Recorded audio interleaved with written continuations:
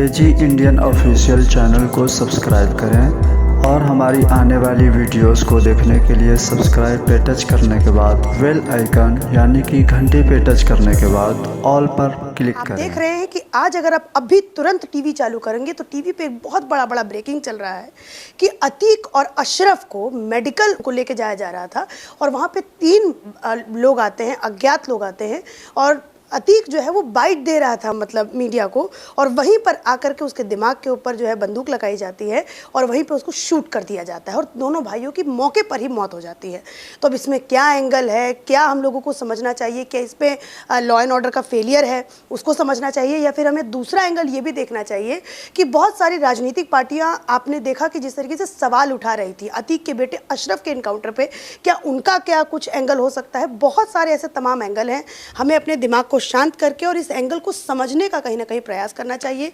तो मैं आ गई हूं उत्तर प्रदेश के पूर्व डीजीपी विक्रम सर के पास, समझूंगी कि इसमें सर क्या क्या एंगल हम लोगों को निकालना चाहिए। चूंकि आप पुलिस डिपार्टमेंट में इतने सालों तक रहे हैं तो ये पुलिस के लिए अपने आप में कितना बड़ा चुनौती होता है कि अपराधी, एक खूंखार अपराधी जिसके ऊपर खुद सिक्योरिटी फोर्स सर लगा होता है, उसके पास जब उसे हम कहीं भी जेल से बाहर लेके जाते हैं तो उसके ऊपर इतनी ज़्यादा सिक्योरिटी फोर्स होती है, लेकिन वहीं पे ऐसा होता है कि 3 मतलब अज्ञात लोग आते हैं और उसके सामने दिमाग पे पिस्टल लगाते हैं और उसको शूट कर देते हैं और मौके पर मौत हो जाती है। तो कितना बड़ा लॉ एंड ऑर्डर का फेलियर है। सर आपका बहुत बहुत स्वागत है हमारे चैनल पर। सबसे पहला सवाल पूछूंगी, अतीक और अशरफ दोनों का एनकाउंटर तो नहीं है, 3 अज्ञात आते हैं, हत्या हुई है, क्या कहेंगे? अर्चना जी, बहुत ही गंभीर और सनसनीखेज ये घटनाक्रम है, इसको हल्के में किसी को नहीं लेना चाहिए, बड़ा गंभीर प्रकरण है। पुलिस को चाहिए कि सबसे पहले ये जो 3 मुझे बताया गया है कि उनकी गिरफ्तारी हो गई, गहराई से पूछताछ करें, वो किसके आदमी हैं, किन परिस्थितियों में वो इतने नज़दीक पहुंच पाए, नज़दीक अगर पहुंच गया और अगर किसी पुलिसकर्मी की इसमें चूक है उनके विरुद्ध भी कार्रवाई होनी चाहिए। अभिरक्षा में मृत्यु एक अत्यंत ही गंभीर घटना है, आपत्तिजनक भी है, क्योंकि जिस तरह से अभिरक्षा में मृत्यु उनकी हत्या की गई है वो भी जब मेडिकल कॉलेज अपने मेडिकल चेकअप के लिए जा रहे थे वहाँ पर हत्या होना, पुलिस का कॉर्डन साफ दिखाई पड़ रहा है। ये 3 व्यक्ति कॉर्डन तोड़ करके किस तरीके से आकर के ताबड़तोड़ इन्होंने गोली बरसाई, पॉइंट ब्लैंक गोली बरसाई, तो इसकी जांच होनी चाहिए। ये 3 कौन हैं, कहाँ के रहने वाले हैं, हथियार कहाँ से आए और इनको मारने का इनका मोटिव क्या है, और जिसकी भी इसमें शय हो उनको भी इसमें शामिल करना चाहिए कि अगर किसी ने इनको भेजा हो, प्रेरित किया हो या इनको किसी भी कारण से भेजा हो, एन केन प्रकारेण उनके विरुद्ध भी कार्रवाई होनी चाहिए। आपने सर यहाँ पे मोटिव का जिक्र किया कि मारने का मोटिव क्या है, आपको सर क्या कुछ समझ में आता है कि हत्यारों का क्या कुछ मोटिव हो सकता है? देखिए, बहुत मोटिव सामने आ सकते हैं। गैंग राइवलरी हो सकती है, पुरानी दुश्मनियाँ हो सकती हैं। आपने इसके पहले भी देखा था कि बोतलें वगैरह, चप्पल वगैरह फेंकी गई थी जी। तो इन तमाम चीज़ों के मद्देनज़र, और चूंकि अगर ये गिरफ्तार हो गए हैं, ये पता लगाना कोई बड़ी चीज़ नहीं है, जल्दी पता लग जाएगा ये कहाँ के रहने वाले हैं, हथियार कहाँ से आए और किस प्रकार से इनकी हत्या हुई है। सर आपने अभी कहा कि उनके ऊपर जूते, चप्पल, फिर उसके बाद बोतल वगैरह भी कोर्ट रूम में जिस तरीके से फेंका गया, तो कहीं ना कहीं उस एंगल को भी जोड़ना चाहिए कि राइवलरी हो सकती है कुछ ऐसा? इन्वेस्टिगेशन में संभावना कहते हैं, किस लाइन पे इन्वेस्टिगेट कर रहे हैं, ये लाइन इन्वेस्टिगेट होनी चाहिए और हर लाइन इन्वेस्टिगेट होनी चाहिए। और इसमें गैंग राइवलरी के साथ साथ और तमाम जो एंगल हैं वैमनस्यता के, वो जग जाहिर हैं, उसके आधार पर पता लगाना चाहिए इन तीनों को किसने भेजा, क्या इनका मोटिव था, हथियार कहाँ से आए थे।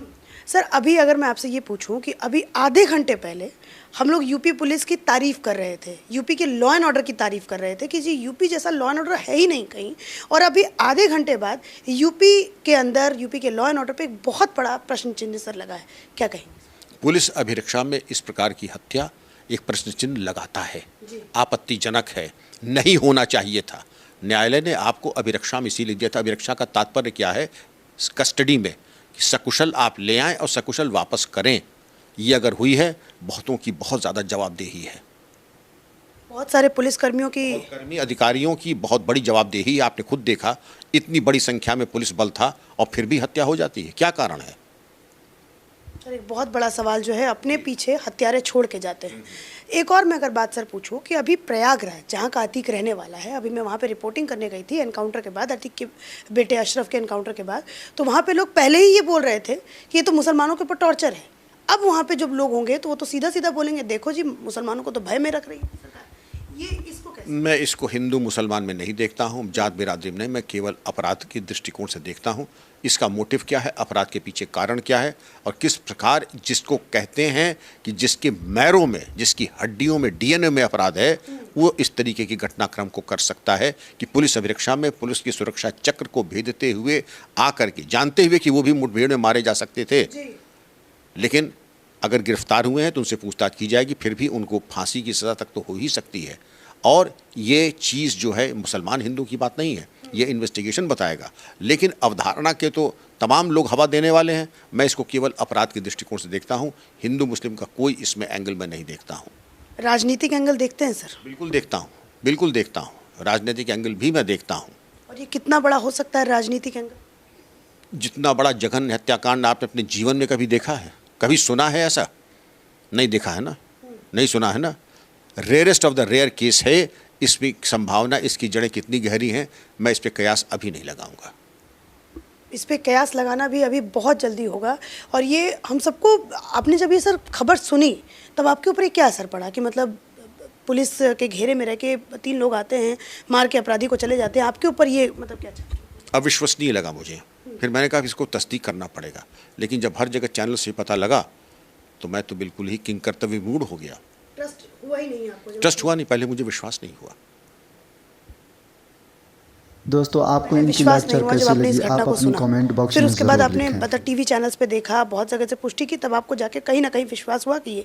सर एक और मैं चीज़ अगर आपसे पूछूं, प्रयागराज जहाँ का अतीक रहने वाला है, वहाँ पे क्या सेंसिटिव माहौल बन सकता है क्या इसके बाद, या फिर ऐसा किसी भी ऐसे घटनाक्रम के बाद संवेदनशील मामला है, संवेदनशील ही नहीं अत्यधिक संवेदनशील है, तो हर संभावना से, किसी भी संभावना से एक इनकार नहीं किया जा सकता है। लेकिन पुलिस की सतर्कता, प्रशासन की सतर्कता से मैं समझता हूं कि हर चीज़ नियंत्रण में रहेगी।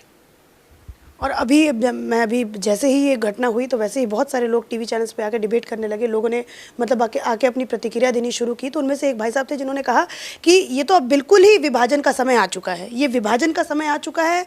आप ये कहिए संविधान के तो इनकाउंटर पहले हुआ, अब ये पूरा देखिए कानून को धता करके ये लोग काम कर रहे हैं। बहुत ही गैर जिम्मेदाराना, ये मैं राजनीतिक, मैंने भी सुना था, अत्यंत राजनीतिक बयान और गैर जिम्मेदाराना बयान, मैं इसकी निंदा और भर्त्सना करता हूँ। क्या ज़रूरत है सर इस समय ऐसे बयानों की? इस वक्त ज़रूरत है सबको अमन, सबको शांति बनाए रखने के लिए और ये आश्वस्त करने के लिए दोषी गिरफ्तार होंगे, न कि इस तरीके की गैर जिम्मेदाराना बात करना। ये सर ने भी जैसे कहा कि अभी इस वक्त ये ज़रूरी नहीं है कि आप गैर जिम्मेदाराना बातें करें, क्योंकि सर के पास बहुत कम समय है, तो ये वीडियो थोड़ा शॉर्ट रहेगा। कहीं ना कहीं मैंने आपको इस वीडियो के माध्यम से ये बताने का प्रयास किया कि क्या कुछ एंगल इसमें हो सकता है। तो सर ने बहुत सारे एंगल बताए कि कुछ ऐसा उसके गैंग वॉर भी हो सकता है, कुछ ये भी एंगल हो सकता है कि राजनीतिक एंगल भी इसमें हो सकता है, कुछ जो है कानून का फेलियर भी थोड़ा बहुत इसमें कहीं ना कहीं हो सकता है। सर ने सारे मुद्दों पे जो है खुल करके बात की है। कहीं ना कहीं आपको अगर समझ में आया होगा तो इस वीडियो को काफ़ी शेयर करें अपने दोस्त के साथ, अपने परिवार के साथ, और इसी के साथ धन्यवाद।